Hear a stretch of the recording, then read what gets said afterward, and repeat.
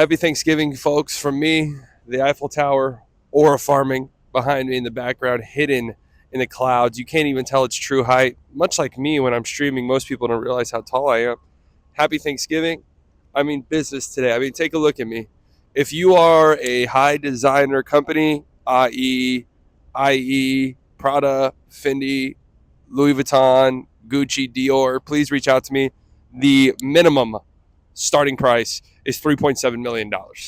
Then we could start talking. Full day in Paris, kicking it off with a bottle of champagne that I guess came with the hotel room. Enjoyed that quite a bit. Had myself a festive feast. Now, this was filmed on Thanksgiving Day. I know it's a few days later at this point. Just didn't have time really to edit these while I was there. Got some turkey-flavored Lay's to celebrate Thanksgiving. Tasted like brown gravy. No, I don't know how much I really enjoy that. I don't know how much I like it, but if you like this type of content, leave a like, leave a comment, leave a subscribe, leave a hype. Getting close to 10,000 subscribers. I'll have one more travel vlog for you guys after this. Again, just didn't have time to edit it while I was there. Now that I'm home, I have time to edit it. So if you guys like this content, like daily NBA content, leave a like. Okay, we're going to get right back to regularly scheduled programming here in the next couple of days. But you want to know what else I like personally, huh? You want to know what else I like? How about Cooper Flagg winning Rookie of the Month in the Western Conference? How about that, huh? I mean, not much of a surprise. I don't really know what his competition would be in the West. I guess Derek Queen, Jeremiah Fears, Ace Bailey's been a little bit better as of late, but Cooper Flagg clearly the best guy in the Western Conference right now, the best rookie in the Western Conference right now. In my opinion, the best rookie in the league as of late. Con Knippel's still been so good, though. It's tough to say. I mean, this dude's the only reason I didn't jump off the Eiffel Tower. Like, if you want me to be honest with you, the way the Mavs have been playing, the way my sports teams are trending, although the Cowboys, don't let them get hot. The reason I didn't jump off the Eiffel Tower, I mean, as of late, over the last 10 games, nearly 20 points, 19 points per game for Cooper Flagg, 3.5 assists, rebounds 6.5. The block and steals numbers look fantastic, over 2 stocks a game. The 3-point percentage has kind of abandoned him, right? 25% from 3 over his last 10. That coincides with his free throw percentage cratering during that stretch as well, like compared to the first 11 games of the season where he was at 88, 89% from the free throw line. He's now at 71%. So that does also coincide with when he started to get a little wrap around his finger. I'm willing to sort of dismiss that because once the 3-ball starts to drop, and I do think it will start to drop, I think this guy's going to be so good. I mean, his last 3 games is everything that we kind of hoped we would see and thought we would see from Cooper Flagg when he entered the league, right? You had the game against the Los Angeles Lakers on Friday night, where I personally didn't think it was the best game for him. 13 points. Just thought he was a little too hesitant at times. But 11 assists, the youngest player in NBA history with 11 assists, showcasing that ability to just make the right read, make the extra pass. As of yet, he's yet to like really tap into this ability to like bend defenses with his playmaking, although he has shown some flashes here or there. It's more so just making the right read, making the right pass. And then the next night against the Clippers, 35 points.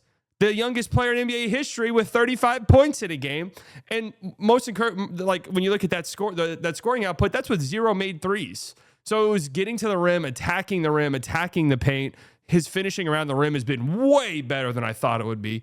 Way better. I thought that would kind of be something that we thought, oh, this needs some work, while the 3-ball was something that was kind of encouraging. It's kind of been the opposite, right? Because the 3-ball clearly needs some work, but his finishing around the rim has been really impressive, and that is incredibly encouraging to me because he's just going to get better. He's so comfortable with his left hand, it doesn't really make sense. And then in last night's win against the Denver Nuggets in Denver, 24 points, 8 rebounds, 2 assists, just kind of making the right plays. It's the last 3 games have perfectly showcased who Cooper Flagg could be as a player, which is this guy who can do it all, impacts the game at every single level. Defensively, I thought he was awesome defensively in that game against the Lakers. Luka got him on a couple buckets. It is what it is. There was one play where it was like, it went viral on Twitter. People were like, Luka dance on Cooper Flagg. And Luka was putting moves, but Flagg wasn't going anywhere. And Luka kind of put the ball in Coop's chest, and Coop didn't fall for any of it. Luka made the shot because he's one of the greatest shot makers in the history of the league. But that's good defense. Nobody could guard half the shit Luka does, right? That's the reason that guy leads the league. Is the best scorer in the league, okay? But these last 3 games have just perfectly showed who Cooper Flagg is, how he can impact the game in so many ways. And he really is having one of the most impressive rookie seasons, given the fact that he's as young as he is. Like, it is insane. And I know people get annoyed by that. It's like, oh, he's so young. You guys say he's so young. Yeah, it matters, dumbass. That's why we talk about it, because that's what makes it interesting. If he were 24 years old, it would be a lot different. He's 18, idiot. let's get back to the travel vlog. Went to Montmartre, which was absolutely beautiful. They have a stunning church on the top of the hill. Basilique des Sacré-Cœur de Montmartre. Only problem is it took quite a bit of stair climbing to get up there. This is what you train for. This is what you go to PT for. Look how natural I am walking up these stairs. Broken ankle still. Folks, many of you wouldn't even dream of walking upstairs at this point. John Morant wouldn't do it. And look at me. King of the castle. And no, I'm not out of breath.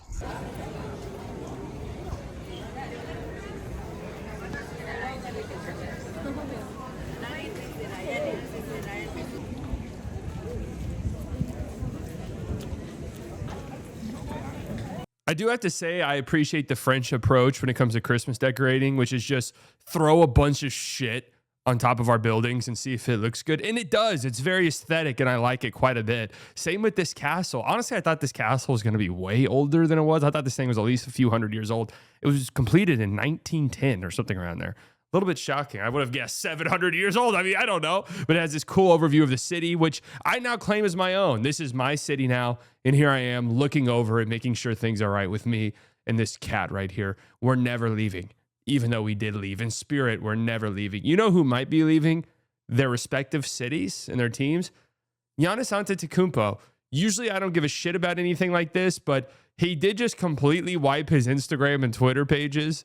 I hate even talking about this, but it is kind of interesting, all things considered. There is now not a single reference anywhere on his social media to the Milwaukee Bucks. His profile picture is him in a Greece national team jersey. There's no mention of the Bucks anywhere, no pictures of the Bucks anywhere. He wiped his entire Twitter timeline to where this is the last tweet that pops up. I mean, what's it going to be, huh? Jackson Hayes and Maxi Kleber for Giannis? Is that what it's going to be? I do find it a little bit interesting, because the Bucks look completely and totally hopeless, right? We've reached that point for them. We kind of thought it could happen. I thought that Giannis at least being there and playing at the level he was playing at the start of the season meant that they had a chance in like a conference that's not that great, a chance to at least win a playoff series or two. Giannis missed some time, and they are a disaster, man.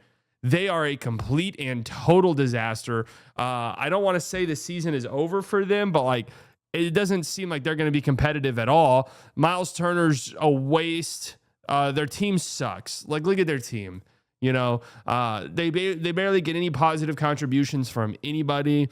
It's all a fucking mess. Like, Kevin Porter Jr. coming back for them is like a ginormous deal that could salvage their season. Think about what I just said out loud. Kevin Porter Jr. returning is something that can actually salvage their season. That's how bad it's been, especially as of late. I don't know what's going to happen. I don't want to say, I'm kind of like going to be team nothing ever happens here. Nothing ever happens fan club here, and be like, nah, there's no way Giannis demands a trade in the middle of the season. But I'm not thinking this is nothing. And I do want to say this, because every time there's kind of some rumors around Giannis and the Bucks, people get upset. Giannis then gets upset and he's like, I don't know how many times I have to say it. It's like, dude, you do this a lot. Like, I'm not going to lie. You stir the pot quite a bit. It's why I don't really feel that bad for you whenever these rumors start to circulate. Because it's like, dude, you play into it. Okay, you clearly fucking do, and you've done it for 5 years. Like, why pretend like you don't do it? Okay, so yes, there's going to be rumors and speculations off of this, and yes, I'm assuming Bucks fans are like, fuck the national media for ever saying this, and then Giannis will probably come out and be like, I can't just clean my social media. It's always got to be, it's like, dude, you know what you're doing, bro. Okay, like, I'm sorry. I don't feel bad anymore. Will Giannis get traded? I really doubt it, but yeah, let's just bring Giannis over to the West. Why not? Can you imagine that balance of power? Who would be the best player in the Eastern Conference then? Cade Cunningham, and God bless him. Cade Cunningham and Jalen Brunson are the two best players in the Eastern Conference. Yeah, I'm sure that's a real conference that exists. Somehow made my way to this like Sex Street, which I'm sure is the European equivalent to like a shopping center in Garland. You know, looking at this, scouting this area out, Cine X, that will be the location the next Slightly Biased video is exclusively. Nothing like a Christmas train tour through the Sex Street, huh? Santa Claus, what is your ass doing here, you freak? Why are you on Sex Street? Moulin Rouge, I've heard of this place. I don't really know what goes on in there. Is it one of those things where you don't really want to know what goes on in there? I'm here just pondering what happens. A lot of people taking pictures. I mean, I've heard of it. I don't even really know what it is. Went to this vintage shop. Look what they have. They always have these NBA things. It's a bunch of NBA logos on this jacket. And I mean, some of the teams don't even exist. Like there's teams on the back and on other jackets that didn't even exist. But we got the Mavericks patch there. I'm sorry for flipping off the Lakers patch, Lakers fans, but I don't know what it is, man. There's just something about it that upsets me, and you guys will see in the London video here in a bit. But let's talk a little bit, tiny bit about this Lakers team, because they did lose last night to the Suns. Every time the Lakers lose, for some reason, at least online, and maybe it's just the people I follow, it feels like it has to be a referendum on the entire sport of basketball in general. I just think it is what it is, whatever, just a bad game. I mainly just want to talk about Phoenix, because Devin Booker played 9 minutes in this game, nearly 10 minutes in this game, leaving with a groin injury. The Phoenix Suns have been, in my opinion, the most surprising team in the league, probably. I did think they'd be a little bit more competitive than most people did, but they're 13-9 so far this season. They have a few impressive wins under their belt, and they are a very good defensive team. And I think Jordan Ott deserves a little bit more Coach of the Year buzz than he's getting. I mean, they fly around defensively. They're athletic. They look nothing like the team they were. They don't even look comparable to the team they were a year ago. They found their joy. They found their joy. They did it. They did beat the Mavs, so maybe that has something to do with it. But the Lakers, I don't think it's a coincidence teams like this sort of give them problems, right? You think about some of the teams that have given them problems so far. This team, Portland, the Thunder, obviously, that goes up being said. Atlanta, Golden State, some more well, I guess not really Golden State, but some more like athletic teams that can fly around defensively. Don't necessarily have to double team. They can rely on switching. They feel comfortable switching. And that means that other guys on the team have to create shots for themselves, right?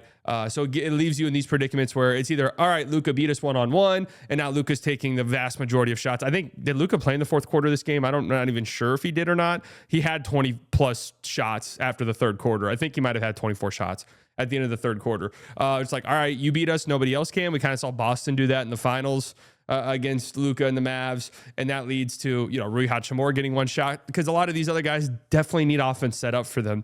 So we'll see. I mean, it's not that big of a deal, but it's why I personally don't take this Lakers team all that seriously, despite their record, is because, one, I do not think they're a good defensive team. I mean, they're not a good defensive team, but also, two, the certain defenses, I think, can hone in on them a little bit more. But we'll see. LeBron, let's give him some time. He did miss a month to start the season, but ooh.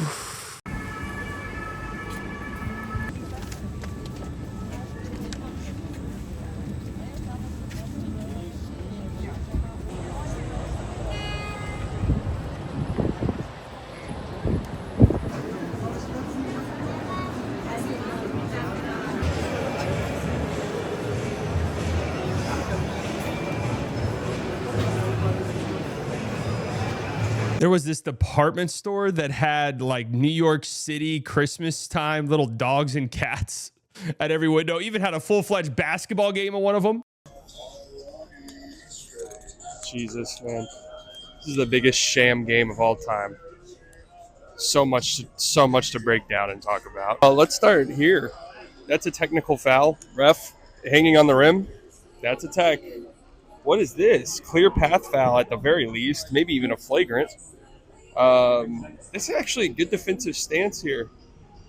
Good defense. That guy's going nowhere. And what is... The cheerleaders are on the court. And the dogs look to be... The dogs look to be having a tough time against the Cats. I'll just say that. The defensive intensity, the hanging on the rim. Fantastic stuff. You know what else is fantastic stuff? What we saw from Ryan Nembhard of the Mavericks win against the Denver Nuggets last night. AD looked really good in this game as well. But how about Ryan Nembhard, undrafted rookie, 28 points on 12 of 14 shooting, 10 assists, no turnovers. Only the second rookie ever to have a 28-point, 10-assist game with 0 turnovers. Just a very, very good performance, just completely in total control of the game.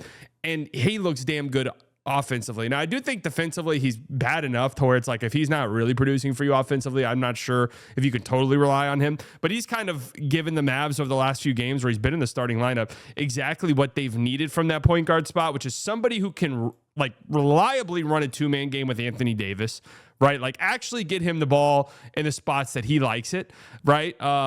Just comfortable operating in that two-man game with him. Those two have a good connection, even though they barely played with each other at all. And just setting up teammates, but also scoring when needed, putting pressure on defenses, hitting open threes when they sag off of him, because I'm guessing The scouting report for Denver was not to worry about Ryan Nembhard's shooting ability, but he did go 4 or 5 from 3 last night. I mean, absolutely wide open on most of these. Knocking these down, that mid-range shot, very similar to his brother Andrew Nembhard, although they don't really play similar style whatsoever. But he does kind of have that mid-range game in his bag a little bit. But he also has these scoop layups, man. He was getting to the rack with these high arcing scoop layups over Jokic. I was about to say over shot blockers, but it was Jokic. Let's be real. Just impressive stuff. Now, there has been the curse of the Mavs point guard. I mean, I like this play right here quite a bit, right? This is just a well-designed play. This is the vision, folks. We laugh and joke, but this was the vision. Nico said, how about this? AD setting a screen for Ryan Nembhard and kicking out to D'Angelo Russell with Cooper Flagg out in the corner. That's the vision, guys. You guys never understood it. Higher, Nico. Oh, that's a tough move. Oh, that's a tough bucket. Wait, he's kind of nasty. Whoa. Where you go? Oh. Oh, where you going? Where you going? I almost said Jamal Murray. That was not Jamal Murray. That was the Mavs nearly got gamed by Spencer Jones, who is an undrafted second-year guy for the Denver Nuggets, who actually has plugged into their starting lineup with all their injuries, and has been pretty damn good for them as of late, even though they've now lost, 4 straight home games? Just some weird stuff going on in the league.